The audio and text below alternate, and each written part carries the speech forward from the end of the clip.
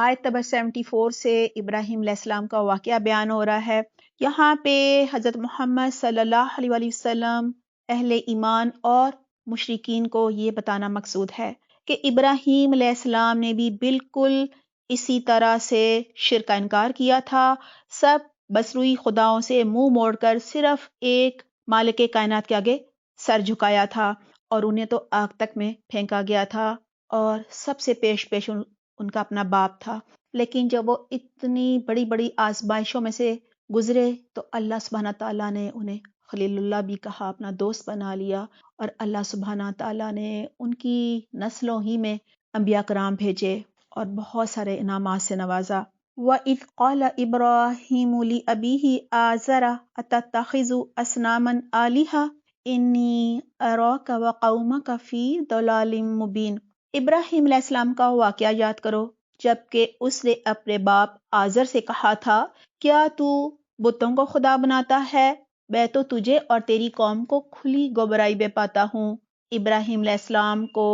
ہم اسی طرح زمین اور آسمانوں کا نظام سلطنت دکھاتے تھے۔ اللہ سبحانہ تعالیٰ فرما رہے ہیں، جس طرح ہم تمہیں آثار کائنات دکھاتے ہیں، اللہ کی نشانیاں تمہیں بتاتے ہیں جو کائنات میں بکھری پڑی ہیں، بالکل اسی طرح ہم ابراہیم علیہ السلام کو بھی یہی نشانیاں دکھاتے تھے، اور اس لیے دکھاتے تھے کہ وہ یقین کرنے والوں میں سے ہو جائے۔ اب اگلی آیات میں ابراہیم علیہ السلام اپنی قوم کو کائنات پر غور و فکر کی دعوت دے رہے ہیں۔ یہ تدبیر بھی ان کی تھی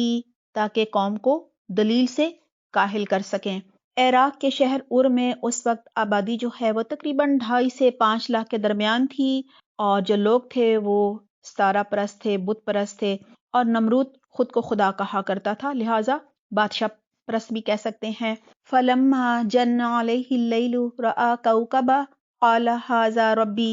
فَلَمَّا أَفَلَ قَالَ لَا أُحِبُّ الْآفِلِينَ۔ چنانچہ جب رات اس پر یعنی ابراہیم علیہ السلام پر تاری ہوئی تو اس نے ایک تارا دیکھا، کہا یہ میرا رب ہے، مگر جب وہ ڈوب گیا تو بولا ڈوب جانے والوں کا تو میں گرویدہ نہیں ہوں، یعنی جو غائب ہو جاتے ہیں ان کو تو میں نہیں خدا مانتا۔ پھر جب چاند چمکتا ہوا نظر آیا تو کہا یہ ہے میرا رب، مگر جب وہ بھی ڈوب گیا تو کہا اگر میرے رب نے میری رہنمائی نہ کی ہوتی تو میں بھی گمراہ لوگوں میں شامل ہو جاتا۔ یہاں سے پتہ چلا کہ قوم کو غور و فکر کی دعوت دے رہے ہیں، ورنہ جو ایک پیغمبر ہوتا ہے وہ ہمیشہ سے توحید ہی پر ہوتا ہے۔ فَلَمَّا رَأَى الشَّمْسَ بَازِغَةً قَالَ هَٰذَا رَبِّي هَٰذَا أَكْبَرُ فَلَمَّا أَفَلَتْ قَالَ يَا قَوْمِ إِنِّي بَرِيءٌ مِّمَّا تُشْرِكُونَ۔ پھر جب سورج کو روشن دیکھا تو کہا یہ ہے میرا رب، یہ سب سے بڑا ہے، مگر جب وہ بھی ڈوبا تو ابراہیم علیہ السلام پکار اٹھے، اے برادران قوم، میں ان سب سے بیزار ہوں جنہیں تم خدا کا شریک ٹھہراتے ہو۔ میں نے تو یکسو ہو کر اپنا رخ اس ہستی کی طرف کر لیا ہے جس نے زمین اور آسمانوں کو پیدا کیا ہے، اور میں ہرگز شرک کرنے والوں میں سے نہیں ہوں۔ اس کی قوم اس سے جھگڑنے لگی تو اس نے قوم سے کہا، کیا تم لوگ اللہ کے معاملے میں مجھ سے جھگڑتے ہو، حالانکہ اس نے مجھے راہ راست دکھا دی ہے، اور میں تمہارے ٹھہرائے ہوئے شریکوں سے نہیں ڈرتا۔ ہاں، اگر میرا رب کچھ چاہے تو وہ ضرور ہو سکتا ہے، میرے رب کا علم ہر چیز پر چھایا ہوا ہے۔ پھر کیا تم ہوش میں نہیں آؤ گے؟ یعنی تم جو کچھ کر رہے ہو،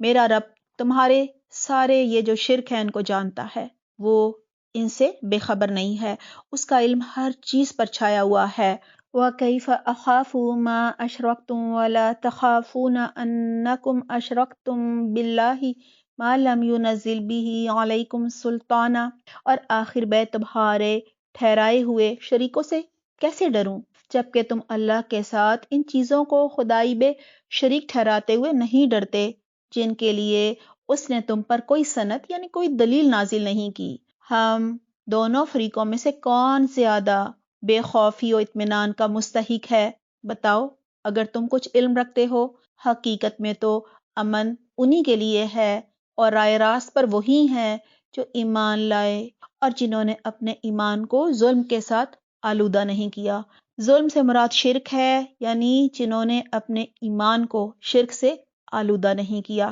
ابراہیم علیہ السلام کی قوم مانتی تھی کہ آسمان و زمین کا بنانے والا تو صرف اللہ ہے، لیکن ان کا اصل جرم یہ تھا کہ وہ اپنے معبودوں کو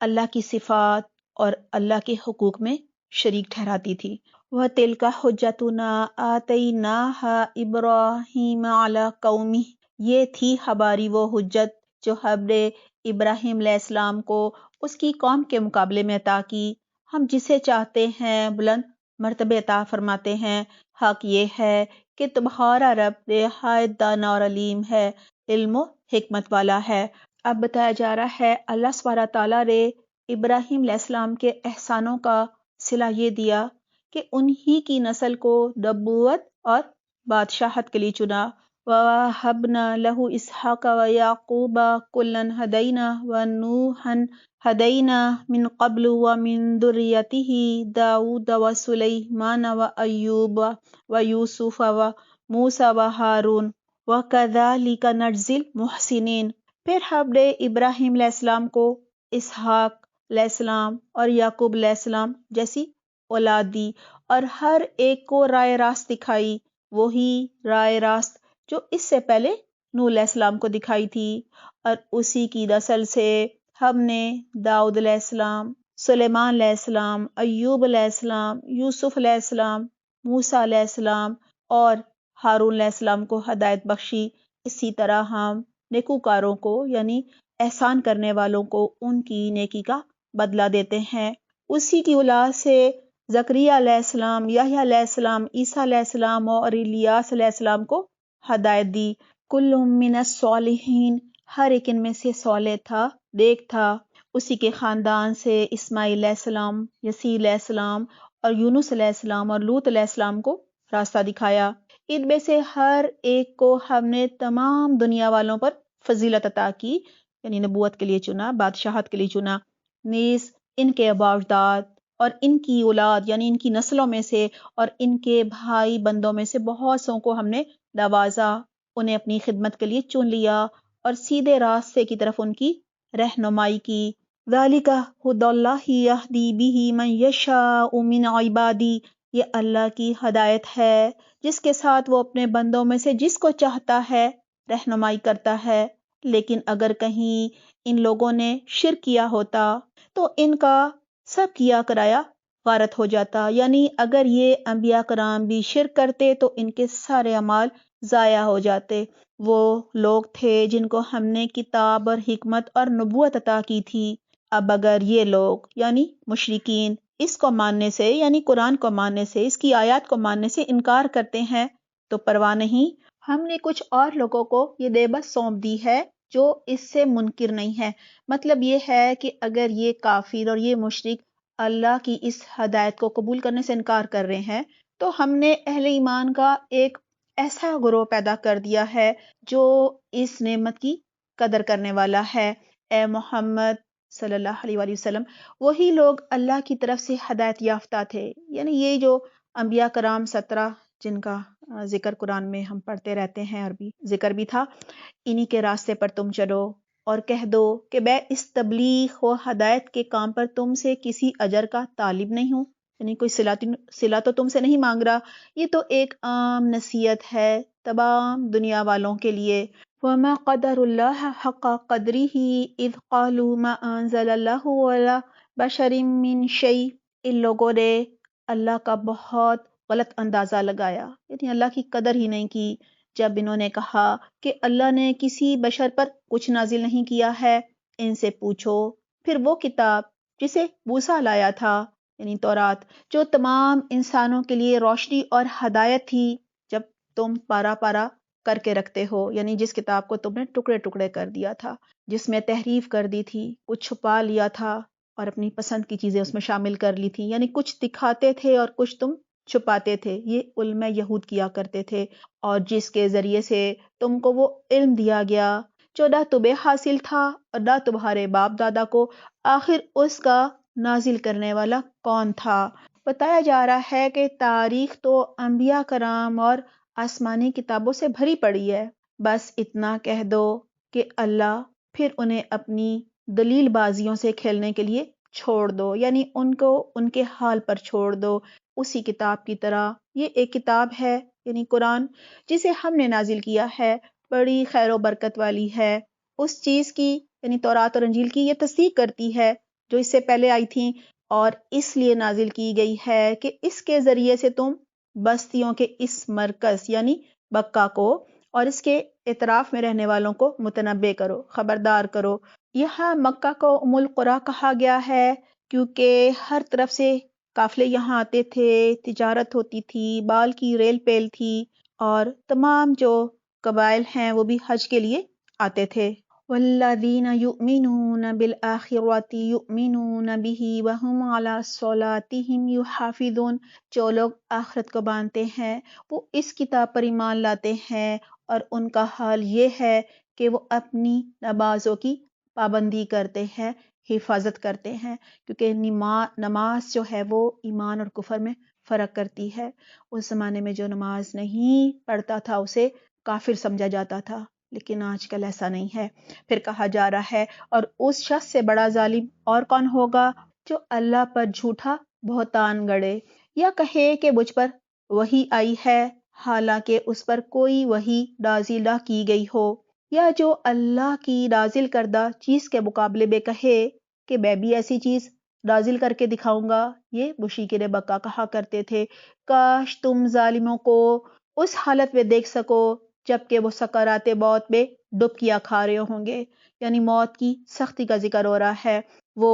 سکرات موت کی ڈبکیاں کھا رہے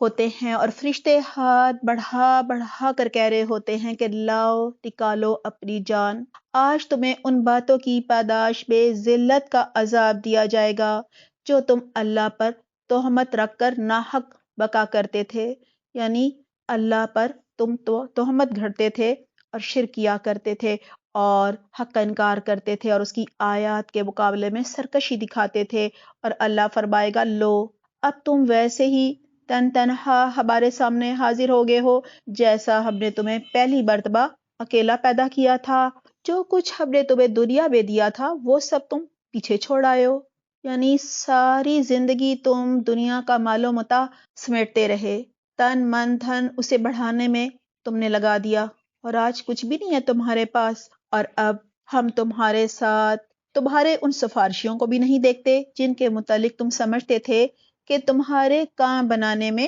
ان کا بھی کچھ حصہ ہے۔ تمہارے آپس کے سب رابطے ٹوٹ گئے، یعنی دنیا میں تم نے جن معبودوں پر تکیہ کیا ہوا تھا وہ قبر والے بھی ہو سکتے ہیں، کوئی زندہ پیر بھی ہو سکتے ہیں، کوئی بزرگ بھی ہو سکتے ہیں جن کے بارے میں تمہارا یہ گمان یہ تھا کہ وہ تمہیں اللہ کی پکڑ سے چھڑا لیں گے، وہ تمہاری سفارش کریں گے، وہ تمہاری بگڑی بنا لیں گے۔ کہا جا رہا ہے کہاں ہیں وہ سب، اور وہ سب تم سے گم ہو گئے جن کا تم زوم رکھتے تھے، یعنی جن پر تمہیں بڑا فخر و تکبر تھا، جن سے تمہاری ساری امیدیں وابستہ تھیں۔ اب تذکیر بالاعلیٰ اللہ کا ذکر ہے، اللہ سبحانہ تعالیٰ کی نعمتوں کے ذریعے معرفت کروائی جا رہی ہے، اللہ کی پہچان کرائی جا رہی ہے تاکہ لوگ اللہ کو پہچانیں اور اللہ کی بات کو بھی مانیں۔ ان اللہ فالق الحب والنوى یخرج الحی من المیت ومخرج المیت من الحی ذالکم اللہ فانا تؤفکون۔ دانے اور گٹلی کو پھاڑنے والا اللہ ہے، وہی زندہ کو مردہ سے نکالتا ہے اور وہی مردہ کو زندہ سے خارج کرتا ہے، یہ سارے کام کرنے والا تو اللہ ہے، پھر تم کدھر بہہ کے چلے جا رہے ہو۔ آئیے اس کو مثال سے سمجھتے ہیں۔ زندہ کو مردہ سے نکالنے کا مطلب ہے بے جان سے، مثلا انڈے سے زندہ بچے کا نکلنا، اور مردہ کو زندہ سے خارج کرنے کا مطلب ہے مثلا مرغی زندہ ہے نا، اس سے انڈے کا خارج ہونا۔ اب بتایا جا رہا ہے اللہ سبحانہ تعالیٰ نے انسان کی ضرورت کی ہر چیز کا انتظام کیا ہے، پردہ شب کو یعنی تاریکی کے پردے کو چاک کر کے وہی صبح نکالتا ہے، اسی نے رات کو سکون کا وقت بنایا ہے، اسی نے چاند اور سورج کے طلوع و غروب کا حساب مقرر کیا ہے، یعنی صحیح وقت پر سورج نکلتا ہے، کبھی ایک سیکنڈ کا بھی فرق نہیں ہوتا۔ یہ سب اسی زبردست قدرت اور علم رکھنے والے کے ٹھہرائے ہوئے اندازے ہیں، اور وہی ہے جس نے تمہارے لیے تاروں کو صحرا، جنگل اور سمندر کی تاریکیوں میں راستہ معلوم کرنے کا ذریعہ بنایا۔ دیکھو، ہم نے نشانیاں کھول کھول کر بیان کر دی ہیں ان لوگوں کے لیے جو علم رکھتے ہیں۔ دیکھو، ہم نے یہ نشانیاں کھول کھول کر بیان کر دی ہیں ان لوگوں کے لیے جو علم رکھتے ہو، اور وہی ہے جس نے ایک نفس سے تم کو پیدا کیا، پھر ہر ایک کے لیے ایک جائے قرار یعنی پیدا ہونے کی جگہ، اور ایک اس کے سونپے جانے کی جگہ یعنی رحم مادر یا پھر قبر جو ہے وہ اللہ تعالیٰ نے پہلے سے مقرر کر دی۔ یہ نشانیاں ہم نے واضح کر دی ہیں ان لوگوں کے لیے جو سمجھ بوجھ رکھتے ہوں۔ اب بتایا جا رہا ہے اللہ سبحانہ تعالیٰ نے کس طرح اپنی ساری مخلوق کے لیے رزق کا انتظام کیا۔ وَهُوَ الَّذِي أَنزَلَ مِنَ السَّمَاءِ مَاءً، اور وہی ہے جس نے آسمان سے پانی برسایا،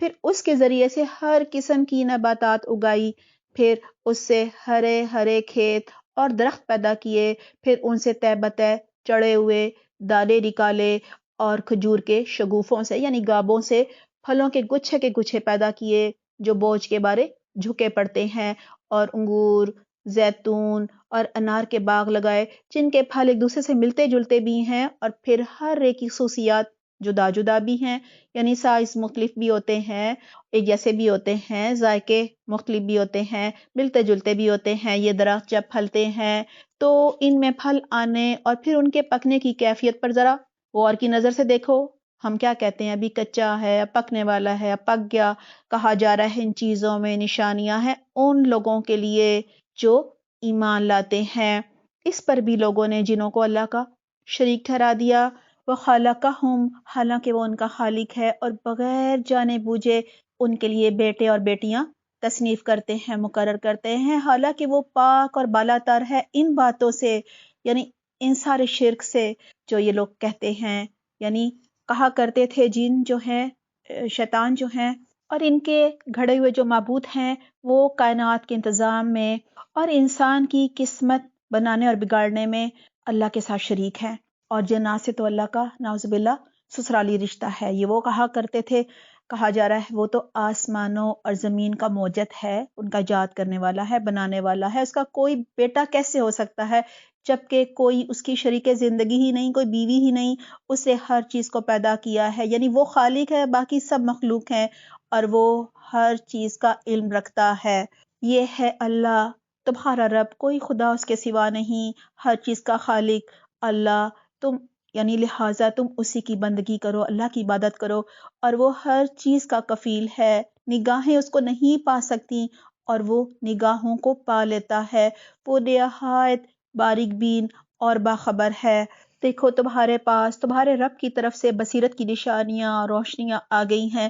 اب جو بیدائی سے کام لے گا اپنا ہی بھلا کرے گا، اور جو اندھا بنے گا یعنی حق سے خود اپنا ہی نقصان کرے گا۔ میں تم پر کوئی پاسبان نہیں ہوں۔ اسی طرح ہم اپنی آیات کو بار بار مختلف طریقوں سے بیان کرتے ہیں، اور اس لیے کرتے ہیں کہ یہ لوگ کہیں کہ تم کسی سے پڑھ آئے ہو، اور جو لوگ علم رکھتے ہیں ان پر ہم حقیقت کو روشن کر دیں۔ اے محمد صلی اللہ علیہ وآلہ وسلم، اس وحی کی پیروی کیے جاؤ جو تم پر تمہارے رب کی طرف سے نازل ہوئی ہے۔ لا الہ الا ہو، کیونکہ اس ایک رب کے سوا کوئی اور خدا نہیں، اور ان مشرکین کے پیچھے نہ پڑو، یعنی توجہ نہ دو، ان کو توجہ نہ دو۔ اگر اللہ کی مشیت ہوتی تو یہ لوگ شرک نہ کرتے، تم کو ہم نے ان پر دروغہ مقرر نہیں کیا ہے، اور نہ تم ان پر حوالہ دار ہو، اور اے ایمان لانے والو، یہ لوگ اللہ کے سوا جن کو پکارتے ہیں انہیں گالیاں نہ دو، کہیں ایسا نہ ہو کہ یہ شرک سے آگے بڑھ کر جہالت کی بنا پر اللہ کو گالیاں دینے لگے۔ ہم نے تو اسی طرح ہر گروہ کے لیے ان کے اعمال کو خوشنما بنا دیا ہے، پھر انہیں اپنے رب ہی کی طرف پلٹ کر آنا ہے، اس وقت انہیں بتا دے گا کہ وہ کیا کرتے رہے ہیں۔ یہ لوگ کڑی قسمیں کھا کر کہتے ہیں کہ اگر کوئی نشانی یعنی معجزہ ہمارے سامنے آ جائے تو ہم اس پر ایمان لے آئیں گے۔ اے محمد صلی اللہ علیہ وسلم، ان سے کہو کہ نشانیاں تو اللہ کے پاس ہیں، اور تمہیں کیسے سمجھایا جائے کہ اگر نشانیاں آ بھی جائیں تو یہ ایمان لانے والے نہیں، ہم اسی طرح ان کے دلوں اور نگاہوں کو پھیر رہے ہیں جس طرح یہ پہلی مرتبہ اس پر ایمان نہیں لائے تھے۔ وَنَذَرُهُمْ فِي طُغْيَانِهِمْ يَعْمَهُونَ، ہم انہیں ان کی سرکشی ہی میں بھٹکنے کے لیے چھوڑ دیتے ہیں۔ جب کوئی پہلی بار حق کا انکار کرتا ہے تو دل پر ایک کالا دھبا پڑ جاتا ہے، اور بار بار انکار کرنے سے جب پورا دل ہی کالا ہو جاتا ہے تو پھر ایسا شخص کبھی بھی ایمان نہیں لاتا۔ کہا جاتا ہے کہ اب اس کے دل پر مہر لگ گئی ہے۔ ہمارے 7 پارے کا چوتھا ربع سورۃ الانعام کی آیت نمبر 74 سے لے کر 110 تک ہے۔ آئیے دیکھتے ہیں ہم نے کیا عمل کے لیے سیکھا۔ آیت نمبر 74، یہاں پہ مشرکین مکہ سے کہا جا رہا ہے جو دعویٰ کرتے تھے کہ ہم دین ابراہیمی پر ہیں، ان سے کہا جا رہا ہے تم جو اتنے اعتراضات کر رہے ہو کہ رسول اللہ صلی اللہ علیہ وآلہ وسلم جو ہیں وہ کیوں ہمارے معبودوں سے منہ موڑ رہے ہیں، کیوں ایک اللہ کی دعوت دے رہے ہیں، ایک توحید کی دعوت دے رہے ہیں، ایک اللہ کی طرف بلا رہے ہیں۔ تو ان سے کہا جا رہا ہے کہ حضرت ابراہیم علیہ السلام نے بھی رسول اللہ صلی اللہ علیہ وآلہ وسلم کی طرح من گھڑت معبودوں سے منہ موڑا تھا اور صرف ایک اللہ کے آگے انہوں نے سر تسلیم خم کیا تھا۔ لہٰذا یہ جو شرک سے روک رہے ہیں تو شرک تو ابراہیم علیہ السلام بھی نہیں کرتے تھے، اگر تم ان کے پیروکار ہو تو پھر یہ شرک کیوں کرتے ہو؟ شرک سے بچو، یا پھر یہ دعویٰ نہ کرو کہ ابراہیم علیہ السلام تمہارے بڑے تھے۔ آیت نمبر 74 سے لے کر 82 تک میں ہمیں اللہ سبحانہ تعالیٰ کی معرفت کروائی جا رہی ہے، اور توحید کی دعوت دینے کے لیے بھی کائنات پر غور و فکر بہت ضروری ہے۔ ابراہیم علیہ السلام کی طرح ہمیں بھی جب توحید کی دعوت دینی ہوتی ہے، ہدایت کی طرف بلانا ہوتا ہے، شرک کی نفی کرنی ہوتی ہے، تو کائنات سے دلائل دے کر قائل کرنا چاہیے۔ آیت نمبر 84 سے 88 تک، دین کی راہ میں قربانیاں دینے والوں کی نسلوں کو اللہ سبحانہ تعالیٰ ان کا صدقہ جاریہ بنا دیتے ہیں، انہیں بھی اپنی خدمت کے لیے چن لیتے ہیں اور ہدایت کی رہنمائی فرماتے ہیں۔ دعا ہے اللہ سبحانہ تعالیٰ ہماری قیامت تک کی نسلوں کو ہدایت پر رکھے، اللہ سبحانہ تعالیٰ انہیں بھی اپنی خدمت کے لیے، دعوت دین کے لیے چن لے، آمین اللہم آمین۔ آیت نمبر 90، ایک داعی دین کا اجر اللہ کے ذمہ ہوتا ہے، لہٰذا کسی سے کوئی توقع نہیں رکھنی چاہیے۔ آیت نمبر 91، اللہ سبحانہ تعالیٰ پر ایمان نہ لانے والوں اور شرک کرنے والوں نے دراصل اللہ کی قدر نہیں جانی، یعنی خالق مالک رازق تو اللہ ہے نا، اور پھر یہ دوسروں کو اس کا شریک ٹھہرا لیتے ہیں، اور یہ بہت غلط اندازہ لگایا ان لوگوں نے اللہ کے بارے میں، اللہ کے حق میں کمی کی انہوں نے۔ آیت نمبر 93 ہے، شرک کرنا ظلم عظیم ہوتا ہے کیونکہ یہ اللہ پر بہتان اور جھوٹ گھڑنا ہوتا ہے، اللہ کے حق میں کمی کرنی ہوتی ہے۔ ہمیں بھی اللہ سبحانہ تعالیٰ ہر طرح کے شرک سے محفوظ رکھے۔ آیت نمبر 94، ہمیں ایمان لا کر اخلاص کے ساتھ مسنون اعمال کرنے ہیں، نیک اعمال کرنے ہیں، کیونکہ قیامت کے دن نہ تو مال و دولت کام آئے گا، نہ ہی کوئی رشتہ مدد کرے گا، نہ ہی کسی کی شفاعت کام آئے گی، اور نہ ہی سفارش۔ آیت نمبر 95 سے لے کر 104 تک، ان آیات میں تذکیر بالاعلیٰ اللہ ہے، یعنی اللہ سبحانہ تعالیٰ کی نعمتوں کا ذکر کر کے اللہ سبحانہ تعالیٰ کی معرفت کروائی جا رہی ہے، تعارف کروایا جا رہا ہے، اور بتایا جا رہا ہے کہ جب اللہ خالق ہے، بالک ہے، رازق ہے آسمان و زمین کا، اور ان آسمان و زمین کے درمیان کی ہر چیز کا موجد ہے، بنانے والا ہے، تو پھر ہم اللہ کی نعمتوں کی شکر گزاری کیوں نہیں کرتے؟ شعوری ایمان لا کر اللہ کی اطاعت کیوں نہیں کرتے، بلکہ شرک کر کے اللہ کی ناشکری کرتے ہیں، اللہ کی ناقدری کرتے ہیں، اللہ کے ہمسر بناتے ہیں۔ دعا ہے اللہ سبحانہ تعالیٰ میں ہر طرح کے شرک سے محفوظ رکھے۔ ان آیات سے یہ بھی پتہ چلتا ہے کہ جو ایمان لا کر اللہ کو بھی مانے گا تو اللہ کی بات کو بھی مانے گا، یعنی ہدایت کے راستے پر چلے گا تو وہ اپنا ہی بھلا کرے گا، اپنی آخرت سنوارے گا، اور جو شرک کرے گا تو وہ خود پر ظلم کرے گا، یعنی قیامت میں اس کو وہ اپنے لیے جہنم خرید رہا ہوگا۔ آیت نمبر 108، 108، ہمیں مشرکین کے معبودوں کو گالیاں نہیں دینی چاہیے، انہیں برا بھلا نہیں کہنا چاہیے، اور نہ ہی کسی کے بزرگوں کو، ان کے ماں باپ کو، یا جو بھی جن کو بھی وہ اپنا کوئی بڑا پیر سمجھتے ہیں، کیونکہ اگر ہم ایسا کریں گے تو، اور نہ ہی جو غیر مسلم ہوتے ہیں ان کے عقائد پر سخت جملے کہنے چاہیے، نہ کسی قسم کا حملہ کرنا چاہیے ان کے عقائد پر، ورنہ وہ بھی جہالت کی وجہ سے